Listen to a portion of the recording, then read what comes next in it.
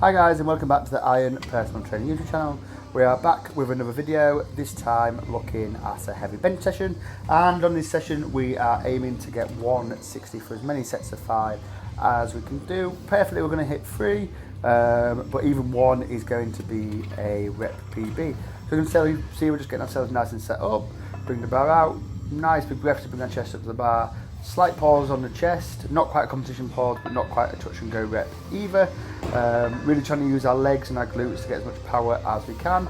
And as you can see, the bar is moving nicely. So as I said, we've got 160 kilos on here. Lost my line a little bit there, but managed to recover. And then last one, we just clip it under the rack, but managed to get it in. And yeah, very happy with them. So we managed to get a second set where we did the same again. So we got the 5 reps. And now we are going for the third set to see if we can get 5 reps on this as well. So just so you know roughly how far behind we are in videos, this video was actually recorded just after the Sheffield IPF powerlifting event. So there were loads of the people in there in the gym around this time as well who were very annoying and left all their kit over the place, which was very irritating. But yeah, anyway, as you can see, third rep moves nicely here. We're then coming on to our 5th rep. That was definitely more, 4th rep, sorry, definitely more touch and go, and then we're coming down for our 5th one. Just knock the rack on the way down, and then come up, struggle, and then get caught under the rack as well, which is really annoying, but means that I fail that rep, unfortunately. But still, like I say, massive PB, just doing it for 5 reps in general. So yeah, I'll take that any day of the week. We then come on to some single arm rows. I really like using this row machine, and I really like using it on this first bench day because I usually follow my first bench day with my heavy lower day. So that's either going to be a heavy squat day or a heavy deadlift day.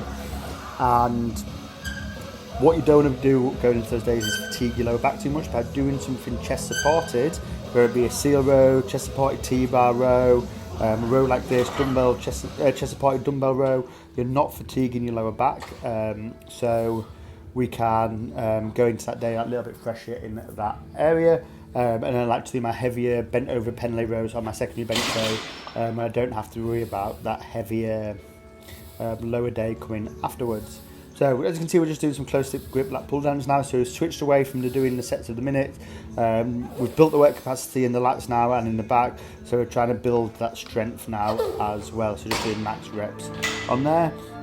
We then come on to a JM press. JM presses, I personally think, are one of the best tricep exercises. I always feel like a real pump in my triceps when I do them.